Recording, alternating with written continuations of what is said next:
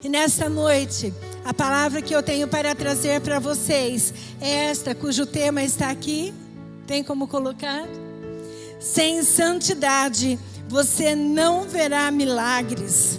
Sem santidade, você não verá milagres. Vivemos dias desafiadores e trabalhosos. Tempos de guerra e de batalhas intensas. Um período de grande afronta e de grandes mudanças, onde o inimigo quer cumprir o seu plano tátil: matar, roubar e destruir. De onde eu tirei este plano tátil? Da Bíblia. A Bíblia diz que o diabo veio para matar, para roubar e para destruir, mas Jesus veio para trazer vida e vida em abundância. Portanto, se estamos vivendo este período de guerra, precisamos estar preparados. E não existe nenhuma forma de nos prepararmos mais do que o conhecimento. O conhecimento é aquele que te prepara para uma batalha. Nenhum soldado vai para a guerra sem antes conhecer os armamentos que carrega consigo, sem antes ter estudado as táticas do inimigo, sem antes ter estudado o território do inimigo. Ninguém vai a uma guerra sem ter o máximo de informações. Numa partida de futebol, quando nós assistimos alguns noticiários ou quando vemos algumas imagens, o time, antes de ir para o jogo, ele vai para a concentração e, ao invés de estudar as suas próprias táticas, ele estuda as táticas do inimigo. E em cima das táticas do inimigo, ele traça o seu plano de defesa e de ataque. Portanto, independente se você entende ou não, se você acredita ou não, neste momento está sendo travada uma guerra espiritual, uma batalha do bem contra o mal, uma batalha das hostes celestiais com as hostes do mal.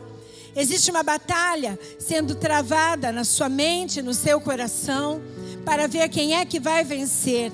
Irá vencer aquele que você mais der ouvidos, porque aquilo que alimenta o nosso ser vem através dos 5 órgãos dos sentidos, e um dos órgãos é a audição. Aquilo que eu ouço pode trazer na minha vida o alimento de Deus ou o alimento para trazer forças malignas sobre mim. Então é sobre isso que nós vamos estar conversando nesta noite. Coloque para mim, aqui tem um mapa, pena que está em preto e branco, mas seriam as bandeiras de Israel e da Palestina. Israel e a Palestina são inimigos já há muitos anos. Existe uma guerra sendo travada há anos. Ali agora na faixa de Gaza, um território que pertence ao Estado da Palestina. E nesta guerra que está sendo travada aí, além da disputa religiosa entre judeus e muçulmanos, a região também tem uma grande importância econômica, política e militar para grandes potências como Estados Unidos e Rússia. Talvez você me diga, mas pastora, o que este mapa de Israel, o que esta bandeira de Israel e da Palestina tem a ver com a batalha que nós estamos dizendo? Tem tudo a ver. A tua vida é um território onde existe um que quer governar, existe um que quer ter o controle. E não existe como 2 terem controles. Ou pertence à Palestina ou pertence a Israel. Na tentativa de tomar territórios, na tentativa de estabelecer bandeiras, na tentativa de implantar a cultura, eles se matam, eles ateiam fogo, eles destroem as cidades, eles destroem as fortalezas, eles matam inocentes. E exatamente este é o plano tátil do inimigo, de destruir, de matar e de roubar, a fim de que ele conquiste cada vez mais territórios que são dominados pelo Senhor, ou não perder o controle para o Senhor de territórios que são dominados por Ele. O conhecimento é a arma mais poderosa que temos. Então nesta noite nós vamos estar aprendendo um pouquinho como podemos nos defender do grande inimigo que temos, que a Bíblia diz que não são pessoas, mas são principados e potestades. São aqueles que agem nas regiões celestiais, no mundo que os nossos olhos físicos não conseguem enxergar, mas com os olhos espirituais abertos, do nosso entendimento através da palavra, você vai ter percepção e vai entender quais os territórios que o inimigo está tomando de você, ou tentará, ou já tentou e conseguiu. Como que Satanás consegue tomar territórios? Como que Satanás consegue neutralizar a força do poder da palavra de Deus? Eu enumero em 3. Falta de amor. Quando o amor que eu tenho a Deus e a palavra dele diminuem ou desaparecem, é uma forma fácil do inimigo tomar o território. A segunda, falta de comunhão com o Espírito Santo. Quando eu não ouço o Espírito Santo falar comigo, quando eu não dedico tempo para ouvi-lo falar, e pela ignorância. A Bíblia diz que conhecereis a verdade, e a verdade vos libertará. Então o inimigo só pode ganhar sua vida, conquistar territórios, ou não resistir a você, quando não houver amor, quando não houver comunhão com o Espírito Santo, ou quando você ignorar a forma como ele age na sua vida, ou na vida daqueles que você ama. Amém? Todos vocês estão comigo? Amém. Portanto, se estamos vivendo esse período de guerra, precisamos estar preparados, e o conhecimento será a maior arma nesta batalha espiritual. Será sobre isto que nós vamos estar ministrando nesta noite, e eu te convido a encurvar a tua cabeça neste momento. Pai, nós queremos te pedir que a tua palavra venha a ser liberada sobre cada vida e sobre cada coração.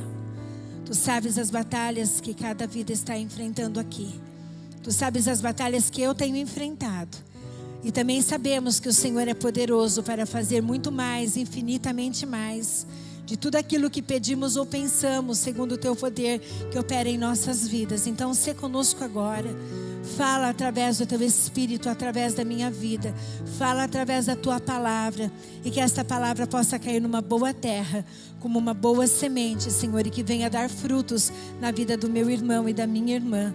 Em nome de Jesus. Amém. Amém. 1 Tessalonicenses 5:23 diz assim: e o próprio Deus de paz vos santifique em tudo, e todo o vosso espírito, alma e corpo sejam plenamente conservados irrepreensíveis para a vinda do nosso Senhor Jesus. E o próprio Deus, Ele mesmo, não é outro, pela nossa capacidade humana, pela nossa força de vontade, pelo nosso conhecimento, pelo nosso desejo, pelo nosso anseio, nós não seremos capazes de nos santificar a nós mesmos. Mas nós temos e dependemos completamente do próprio Deus. Que Deus é esse? O Deus de paz. Não é o Deus que tem a paz, mas é o Deus que é a paz. E a palavra de Deus diz assim: que este Deus de paz vos santifique, vos aperfeiçoe, vos purifique em tudo, todo o vosso espírito, alma e corpo. Passa para mim para o outro slide.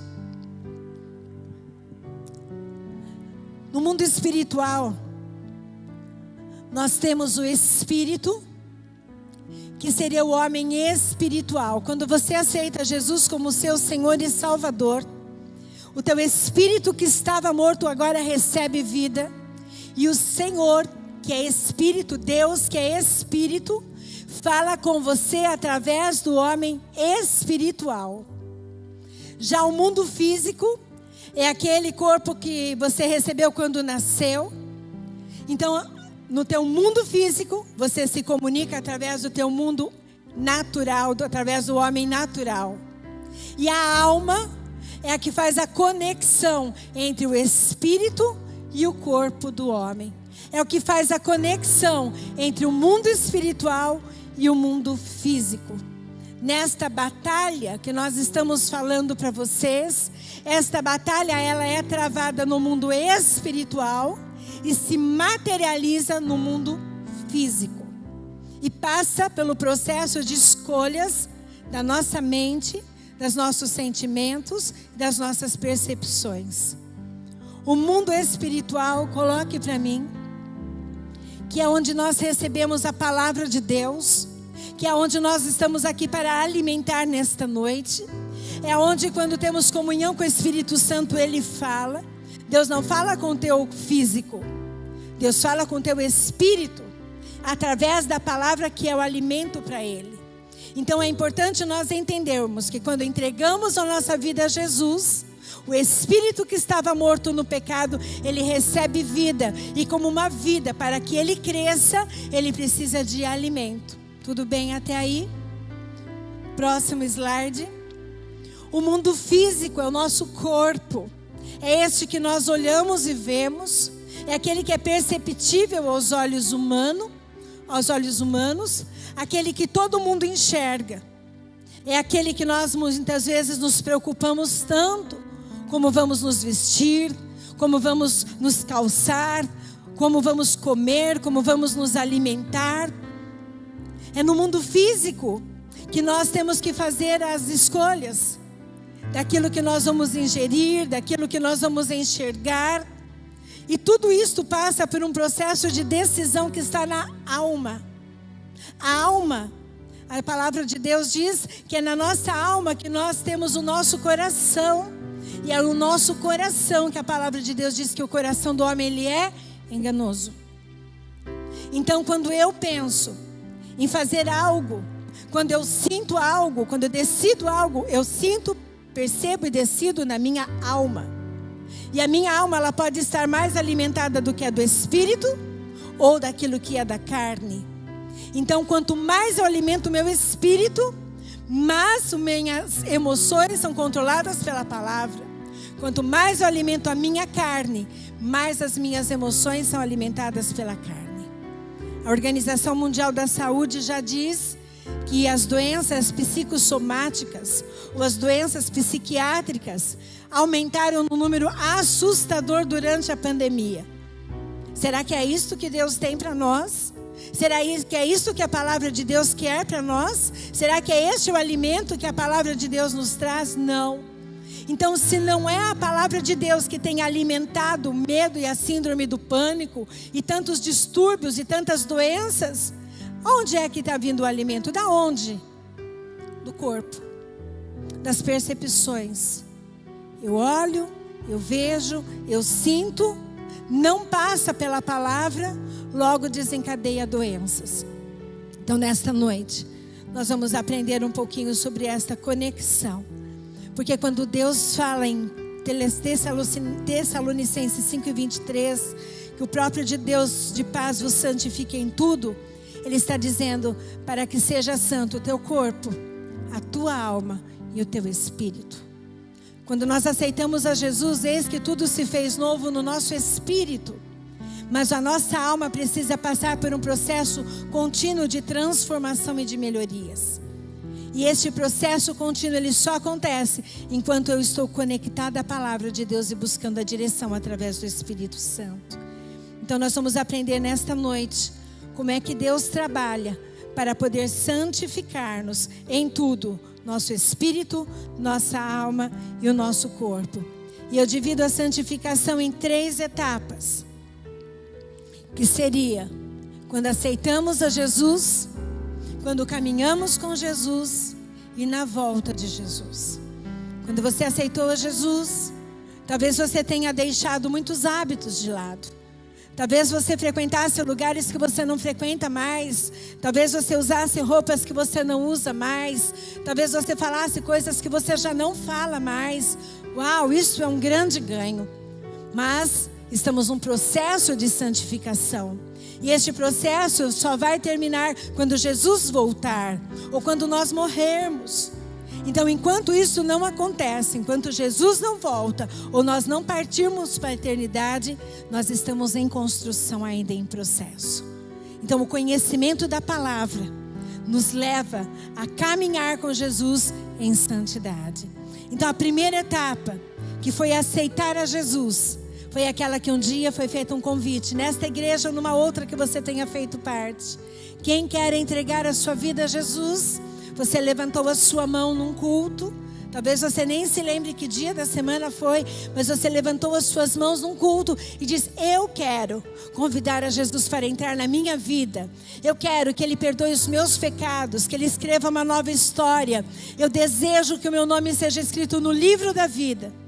Naquele exato momento, O Espírito Santo entrou em você e teu espírito que estava morto passou a ter vida. O teu nome foi escrito no livro da vida e as consequências dos teus pecados passados o Senhor apagou.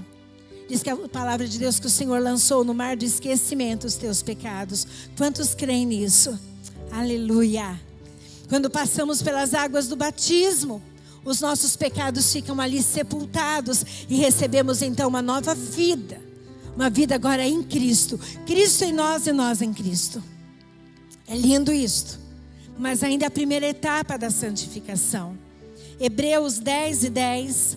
Hebreus 10:10 diz: e porque Jesus Cristo fez o que Deus quis, nós somos santificados ou purificados do pecado pela oferta que Ele fez uma vez por todas do seu próprio corpo. E tudo isso só é possível porque Jesus pagou o preço por nós. Quem teria que estar naquela cruz, sendo crucificado e morto pelo pecado? Era eu, era você e você que nos assiste. Nós tínhamos que estar lá.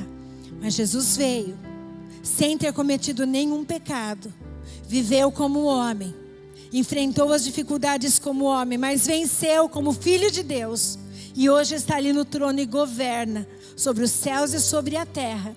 E porque Ele morreu, ressuscitou, o sangue dele hoje tem o poder de nos lavar e nos limpar de todos os nossos pecados. Isso nos dá o privilégio de sermos chamados filhos de Deus. Você era criatura de Deus. Você foi criado por Deus ali no Gênesis, através da criação de Adão e Eva. Mas quando você convidou Jesus para entrar, você que era uma criatura passou a ser filho de Deus.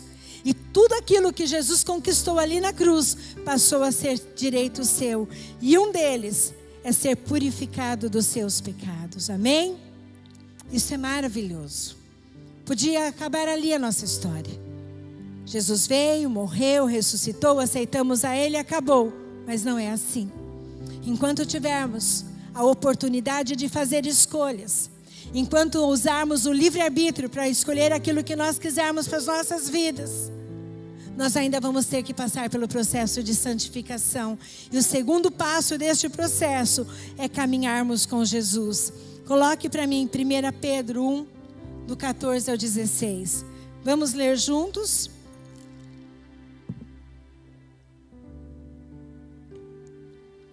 Vamos ler juntos? Como filhos obedientes, não se deixem amoldar pelos maus desejos de outrora, quando viviam na ignorância.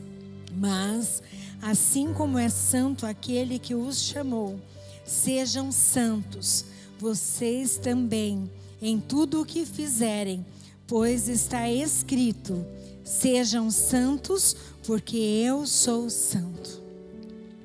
O segundo processo de santificação só pode ocorrer quando eu, como filho obediente, me sujeito à palavra de Deus, não me amoldando, quer dizer, não me adaptando àquilo que o mundo, que antigamente tinha domínio sobre mim, me coloca como uma condição. Quando nós estávamos no mundo, quando nós não conhecíamos a palavra de Deus, quando nós estávamos mortos nos nossos próprios delitos e pecados, nós vivíamos segundo o padrão do mundo. O homem natural nos governava. O homem natural é que fazia as suas próprias escolhas. Mas quando recebemos a Jesus, o homem espiritual é o que deve governar em nós através da palavra de Deus. E diz assim: tudo isto, não se deixem amoldar pelos maus desejos de outrora, quando viviam na ignorância. O que é ignorância? Falta do conhecimento. Mas assim como é santo aquele que os chamou, quem? Jesus. Sejam santos, vocês também, quando? Em tudo. Corpo, alma e espírito. Em tudo quanto fizermos, sejamos santos, porque está escrito: sejam santos, porque eu sou santo. Se Deus é santo, e Ele agora é meu Pai, eu tenho que desenvolver o caráter dele. Se Deus é santo e Ele é meu Pai, eu tenho que ter o DNA dele. Mas isso não me é ainda natural. Isso ainda requer de mim o conhecimento da palavra de Deus, para que eu possa, com este conhecimento, ser liberto daquilo que não é santo e daquilo que me condena. A palavra de Deus diz que o desejo do Senhor é que sejamos santos, porque Ele é santo. Romanos 6:14 diz: porque o pecado não terá domínio sobre vós, pois não estáis debaixo da lei, mas debaixo da graça. Que lei? O Velho Testamento, olho por olho, dente por dente. A lei, onde apenas o sumo sacerdote poderia entrar no Santo dos Santos para ali fazer o seu sacrifício para que a humanidade fosse perdoada. Esta era a lei. Mas a palavra de Deus diz que quando Jesus veio, Ele quebrou a lei, mas trouxe a graça. Qual é a graça? A graça é a capacidade que nós recebemos através do poder de Deus e da sua palavra de vencer todo o desejo da carne. Essa é a graça.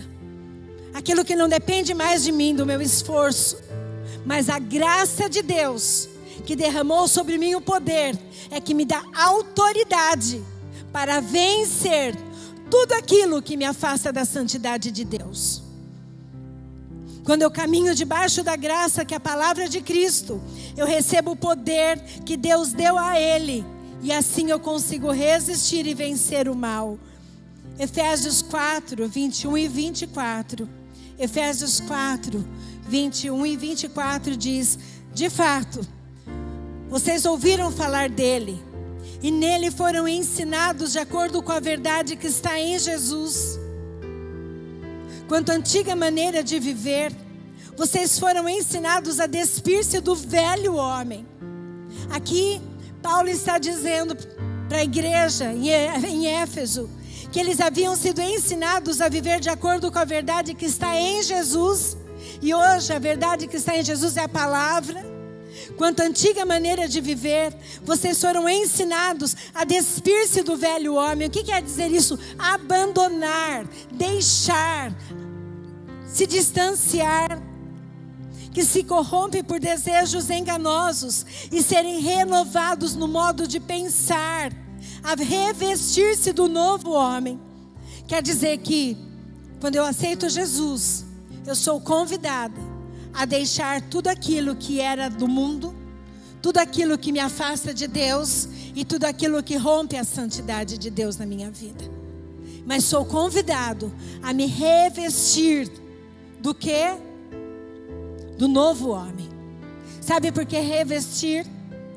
Porque este novo homem que está sendo gerado em nós foi antes gerado no coração de Deus. E ele não nos é natural, mas nos foi emprestado pelo Senhor. Ele nos deu o poder, mas o poder continua sendo dele.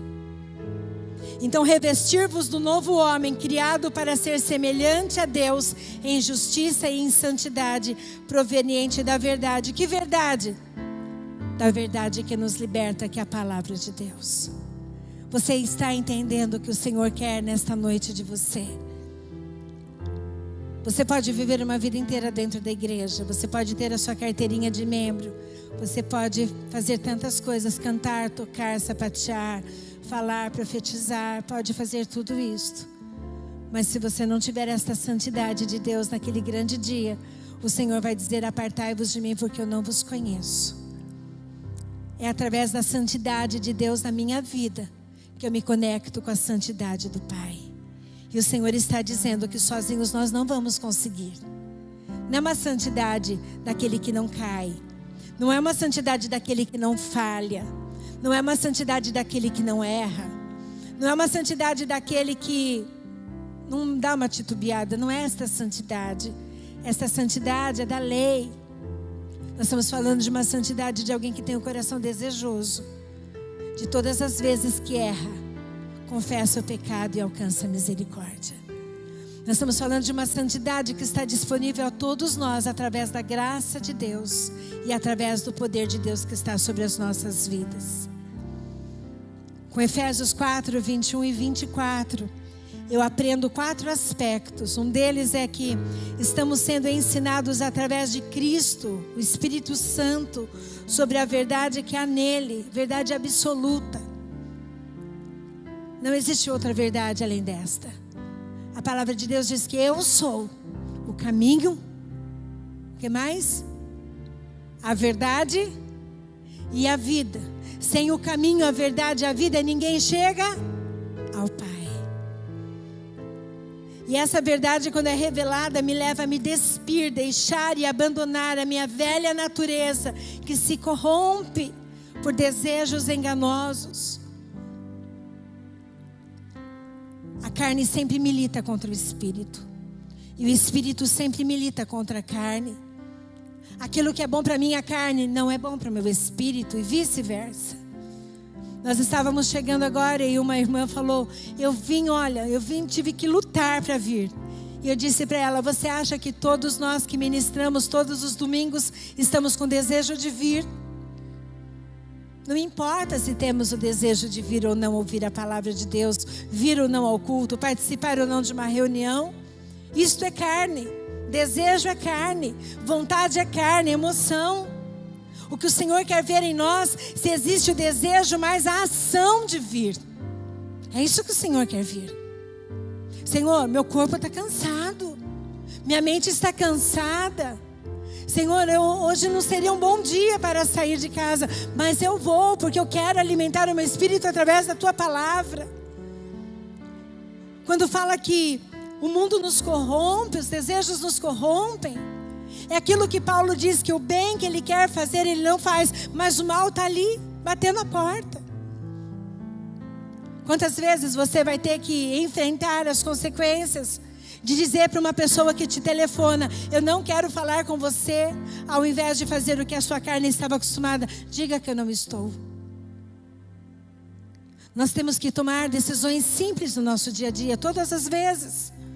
De fazer o que o Espírito Santo nos diz para fazer, a palavra de Deus, a verdade que liberta, ou fazer aquilo que nós já estávamos acostumados a fazer. O terceiro aspecto que eu aprendo é que devemos nos revestir do novo homem, pela renovação da nossa maneira de pensar. Não é mais o que eu penso, o que eu acho, o que eu sinto, é o que a palavra de Deus me diz. E o quarto aspecto é que fomos criados para sermos semelhantes a Deus em justiça, em santidade, provenientes da verdade. Que verdade? Esta que nós estamos ministrando nesta noite, que é a palavra de Deus. Nesse processo de santificação, que é o caminhar com Jesus, irmãos, a pessoa passa por santificação quando ela aprende a rejeitar o pecado, que é despir-se dele, e a se sujeitar em todas as áreas de sua vida, escolhendo fazer o que é certo aos olhos de Deus. Ficar pode o que a palavra de Deus diz. Namoro, fora sexo antes do casamento, pode o que a palavra de Deus diz. Sabe, nós temos que aprender a entender o que a palavra de Deus diz. E nós temos o Espírito Santo em nós, e Ele nos convence do nosso pecado. O Espírito Santo, Ele fala com você. Às vezes me perguntam, pastor, a roupa tal pode na igreja? Eu digo, você tem um espelho? Olha no espelho e pergunta para o Espírito Santo o que ele acha da sua vestimenta. Não existe uma forma. Você tem o Espírito Santo, você tem a palavra, e ele vai te dizer como você deverá andar à luz da palavra de Deus. A alma, quando destituída dos recursos espirituais, ela se volta ao corpo em busca da satisfação. E até mesmo ela é capaz de enfrentar a palavra. Sabe, quando nós nos afastamos da palavra de Deus, a nossa alma ganha força e nos leva a fazer aquilo que o nosso corpo quer. Aquilo que satisfaz o nosso corpo. Aquele que não mentia passa a mentir. Aquele que não blasfemava passa a blasfemar. Aquele que não murmurava mais volta a murmurar, quando ele se desconecta da palavra de Deus. E o terceiro processo de santificação é a volta de Jesus. E é na volta de Jesus, na ressurreição, que cada pessoa será completamente liberta da influência do pecado, sendo completamente santificado e receberá um novo corpo. É isso que nós devemos almejar. É isso que nós devemos ansiar. Talvez você nunca venha a ter o corpo perfeito.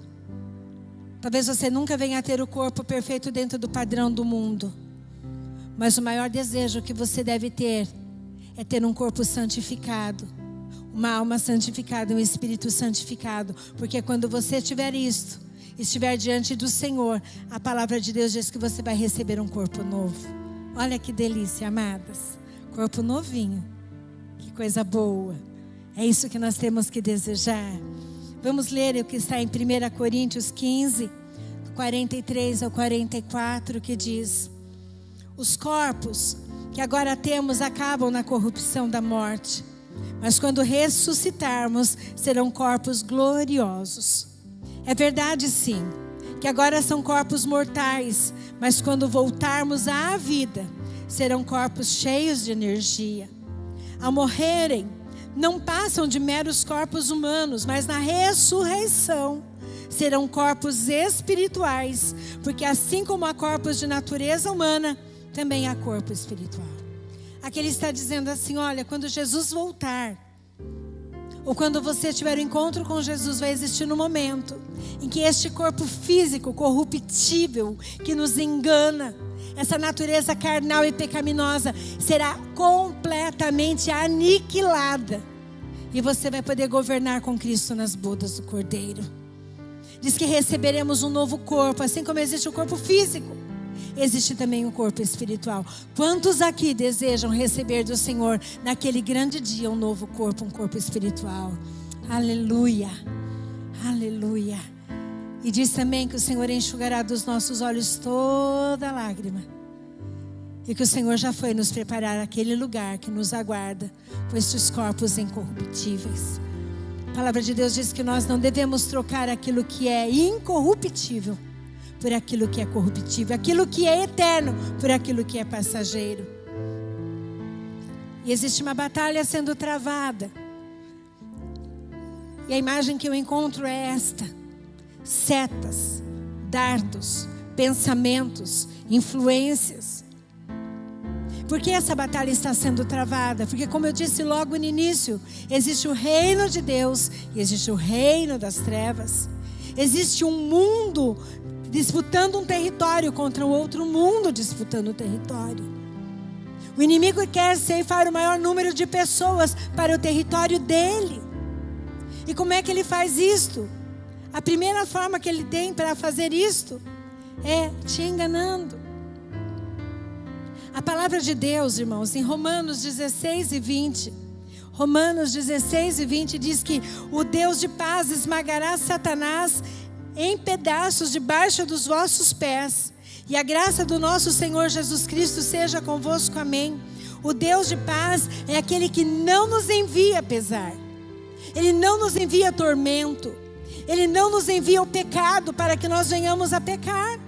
A palavra de Deus, nunca você vai encontrar que Deus enviou o pecado, mas ao contrário disso, ele diz: resisti ao diabo e ele fugirá de vós. Resiste o pecado e o pecado vai ter que voltar para onde ele veio, de onde ele veio. Então, destruirá Satanás. Como que o Senhor destruirá Satanás? Como é que hoje ele destrói Satanás? Dando àqueles que ouvem e praticam a palavra de Deus o domínio sobre o grande adversário de suas almas, que por sua influência se esforça para destruir a sua paz e subverter a tua mente. Você recebeu poder, você recebeu autoridade para lutar contra o adversário que quer possuir territórios da sua vida. E no final, além dos territórios, ele quer a sua própria vida. Ele não quer ver nenhum salvo para sempre. Ele quer lutar, povoar o inferno. Mas nós estamos aqui nesta noite para dizer que o Senhor Jesus morreu naquela cruz, te deu poder e autoridade para que você esvazie o inferno. E mais do que isso, além de levar pessoas para os céus, você também vai para lá. Nós estamos aqui para isto, com uma missão: 1 Coríntios 2:14 diz que o homem, o ser humano natural, não compreende as coisas que são do Espírito de Deus, porque eles são loucura e não as pode entender, porque só se compreende espiritualmente. Talvez você diga: pastor, eu não entendo o que você está dizendo, mas o Espírito Santo de Deus está na tua vida, e você vai pegar o esboço dessa palavra, você vai procurar o líder de pequeno grupo e vai pedir para ele te explicar, para que essa palavra seja revelada no teu coração. E quando ela for revelada no teu coração, já não será mais loucura, será conhecimento. E este conhecimento te será uma arma poderosa para você lutar e vencer as investidas do inimigo. Você precisa desejar entender essa palavra, porque enquanto você não entende, não existe território neutro. O inimigo continua avançando. A nossa ignorância é uma das armas poderosas para que o inimigo avance em algumas áreas de nossas vidas. Na dimensão da alma, aquela que nós falamos da conexão do corpo e do espírito, a parte mais importante dela é a nossa mente, que é a sede da alma. É o lugar onde nós formamos os nossos pensamentos. É o lugar estratégico onde você escolhe, onde você toma decisões. A tua mente é como se fosse o HD de um computador. É ali que ficam registrados e armazenados os teus pensamentos, as tuas lembranças, as tuas memórias, os juízos que você fez ou que fizeram a teu respeito. Está tudo ali na tua mente, armazenada no HD. E quando você vai para uma batalha, assim como numa guerra, quando nós ouvimos falar que Davi foi contra Golias e feriu Golias e cortou a cabeça de Golias, quer dizer que numa guerra e numa batalha, quando o inimigo atinge a mente, a cabeça do adversário, o adversário, quando tem a cabeça confundida, ele já não tem mais o controle do corpo. Basta você ver uma luta no ringue, luta livre, se atingir a mente, facilmente tomba o gigante no chão. Se o inimigo toma a nossa mente, se o inimigo alimenta a nossa mente daquilo que é contra a palavra, facilmente tombaremos no ringue e vamos perder a batalha. Então, na batalha espiritual, quando Satanás dominar os teus pensamentos, o seu corpo ficará sem comando e ele facilmente controlará os territórios que ele quiser. Olha aqui como funciona a estratégia de Satanás. Primeiro, ele usa uma imagem, uma percepção, uma sensação. Depois disso, ele gera um pensamento. Depois de um pensamento, ele gera um sentimento. E depois de um sentimento, ele gera uma reação. Primeiro, os meus olhos físicos, ainda estamos no mundo físico, capta uma mensagem. Sabe quando você diz assim: ai, a fulana não olhou para mim, parece que ela não vai com a minha cara. Nem te viu, ela nem usou óculos, nem lavou a lente dela. Mas você, por aquela sensação, porque lá no teu HD você talvez tenha aí problemas de rejeição, você captou uma imagem e você foi lá e gerou um pensamento: ela não gosta de mim, ela não vai com a minha cara. Isso gerou um sentimento em você: eu não tenho valor, não se importam comigo. E se for um líder, pior ainda, fala, mas na hora de fazer, olha lá. Isso te gera uma reação, mas esta reação dificilmente será espiritual, normalmente será carnal, porque nós estamos falando de sentimentos. Mas se nós, depois de nós tivermos a imagem, o pensamento, o sentimento, submetermos o sentimento à palavra de Deus, criarmos ali um bloqueio, porque recebemos uma nova mente, através do conhecimento, nós vamos de novo voltar na imagem e dizer: não, esta irmã não tem nada contra mim. A palavra de Deus tem me ensinado a amar o meu semelhante. Não, essa pessoa não fez nada contra mim. Sou eu que imaginei que ela tivesse feito, porque hoje eu não estou no bom dia. Não, Ainda que esta irmã não me conheça, da próxima vez eu irei cumprimentá-la com a paz do Senhor e perguntar se está tudo bem a ela. O que é mais fácil, irmãos? Reagirmos, né? Ficarmos de bico, isoladinhos no nosso canto, mudarmos de banco, mudarmos de posição. Esta é a estratégia de Satanás na sua casa, no seu trabalho, na sua escola, nos seus relacionamentos e na igreja. Esta é a estratégia de Satanás aonde existir um ser humano. Ele faz com que ela tenha uma imagem distorcida da pessoa, que gera um pensamento, que gera um sentimento e que provoca uma reação. E essas imagens que são geradas no mundo físico vão ser lançadas nos seus pensamentos para te confundir sobre quem é Deus, sobre quem você é, sobre quem é o diabo. Convivi durante muitos anos e às vezes me deparo com pessoas que acreditam em Deus, acreditam no Espírito Santo, mas subestimam o poder de Satanás, que não é o poder de Deus, é a força. E eu quero te dizer que quando você subestima o seu concorrente, você corre o risco de ser engolido por ele. Isso é no mundo empresarial. Em todos os cursos que você fizer como empresário, eles vão te dizer: estude o seu concorrente para saber aquilo que ele tem de positivo e olhe para a tua empresa para saber aquilo que te falta. Então, até no mundo empresarial, nos dizem que nós não devemos subestimar o nosso inimigo, mas existem cristãos que subestimam a capacidade dele de destruição. E por que ele destrói?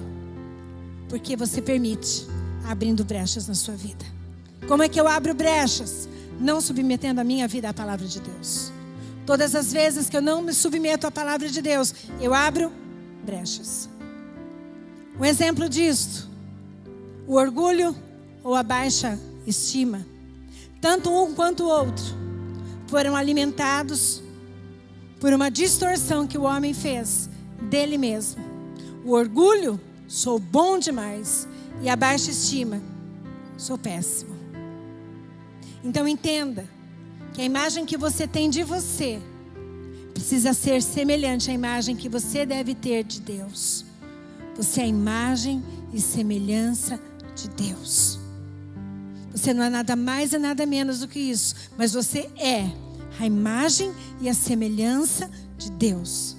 Você é filho do Deus onipotente. Você está sentado nas regiões celestiais à direita de Deus Pai em Cristo Jesus. Esta é a posição que o Senhor te coloca. Quem te coloca? O Senhor. Como vencer então a falta de santificação? Entendendo como o diabo trabalha, entendendo quais são as armas, quais são os processos pelos quais nós precisamos nos santificar.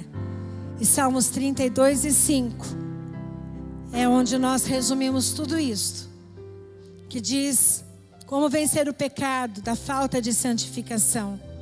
Confessei-te o meu pecado e a minha iniquidade não mais ocultei. Disse: confessarei ao Senhor as minhas transgressões, e tu perdoaste a iniquidade do meu povo.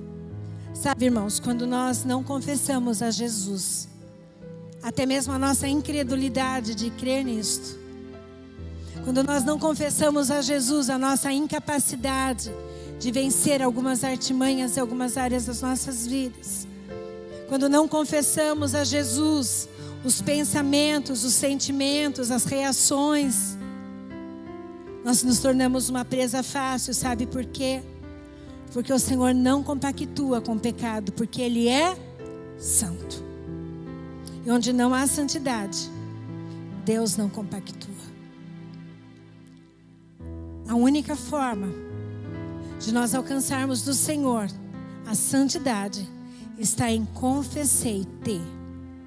Não é confessaram, não é me falaram, me contaram ou disseram de mim. É quando eu olho para dentro de mim e percebo que existem áreas da minha vida que precisam ser santificadas através da minha confissão. Quando eu confesso, a palavra de Deus diz que eu alcanço misericórdia. Quando eu confesso os meus pecados e eu não oculto a minha iniquidade, a palavra de Deus diz que o Senhor perdoa as minhas iniquidades e os meus pecados. E quando eu faço isto, vem a promessa de Deus, vem a bênção de Deus, aquela que talvez muitos gostariam que eu começasse a pregar agora, mas o Senhor hoje disse para mim: não vai ver resultado da promessa aquele que não fizer a sua parte. Santifique-se. Josué ordenou ao povo e disse: santifiquem-se, pois amanhã o Senhor fará maravilhas entre vocês. Quantos aqui querem que o Senhor faça maravilhas? Todos nós. Se eu dissesse, levante as duas mãos, fiquem em pé, aplaudam, venham para frente. Todos nós gritaríamos, estouraríamos aquelas coisas, aqueles papeizinhos, tocaríamos trompetes, baterias, dançaríamos. Uau, amanhã o Senhor vai fazer maravilhas em nós. Fará, mas se houver santificação.